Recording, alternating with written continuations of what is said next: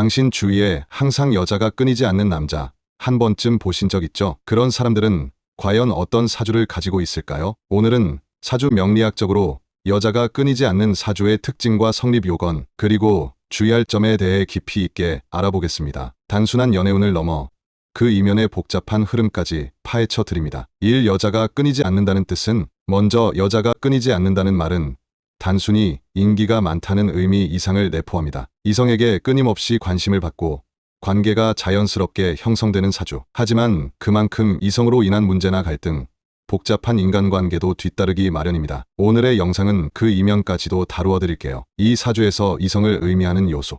사주명리학에서는 남자의 경우 재성이 바로 이성을 의미합니다. 재물이기도 하지만 동시에 여자를 뜻하기도 하죠. 정제는 정식 관계의 여성, 가정적인 여성이며, 현재는 바람처럼 찾아오는 여자.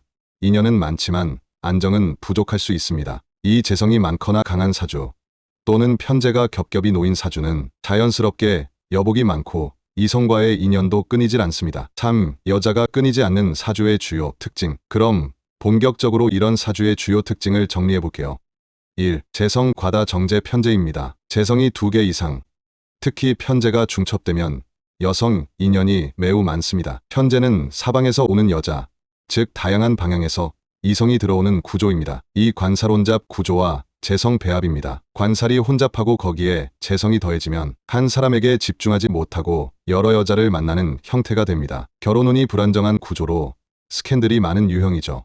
3. 일간이 약하고 재성이 강한 경우로 자기 중심이 약해 유혹에 쉽게 흔들립니다. 스스로 컨트롤이 어려워지고 이성관계에서 주도권을 잃기도 합니다. 4.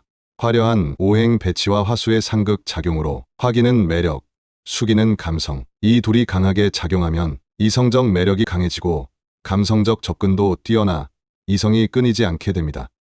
5. 사주의 홍염살, 도화살, 천을귀인 등 성적 매력을 나타내는 신살입니다. 특히 도화살, 홍염살 등이 중첩되면 이성의 눈에 유난히 돋보이고 마치 자연스러운 유혹의 기운을 뿜어냅니다.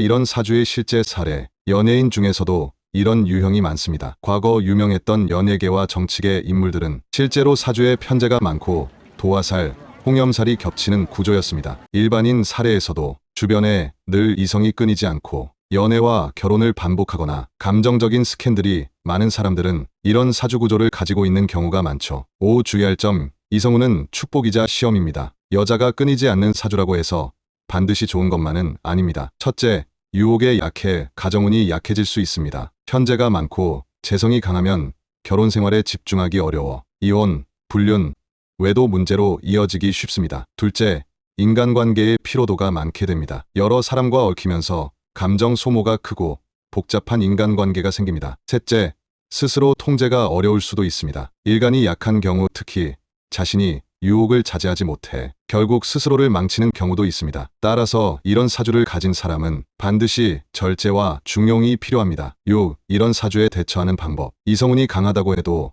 사주를 바꿀 수는 없지만 운의 흐름과 마음가짐으로 충분히 조절할 수 있습니다. 편재가 강한 경우는 정제운, 가정운을 강화하는 시기에는 안정 추구하고, 감정의 기복이 클 때는 명상, 자기 통제 훈련을 통해 평정 유지하고, 도화살, 홍염살이 강한 경우는 예술적 분야나 대인관계 업종 활용하여 그 매력을 부정적으로 사용하기보다 자기 개발, 일의 에너지로 전환하면 긍정적으로 작용할 수 있습니다. 여자가 끊이지 않는 사주는 단순한 축복이 아닙니다. 그 안에는 유혹, 갈등, 감정의 소용돌이가 함께 들어있죠. 사주를 제대로 알고 스스로를 다스린다면 그 매력은 오히려 인생의 큰 자산이 될 수 있습니다. 결국 중요한 것은 당신의 사주가 아닌 당신의 선택입니다. 아무리 강력한 이성운을 가지고 있더라도 그것을 제대로 활용하지 못하면 뜻하지 않은 어려움과 고통에 빠질 수도 있습니다. 반대로 사주의 흐름을 인정하고 이를 자신의 성장과 성숙으로 연결시킨다면 더 큰 인생의 가치와 성취를 얻을 수 있습니다. 사주는 단순한 운명이 아닙니다. 그것은 나를 바라보는 거울이자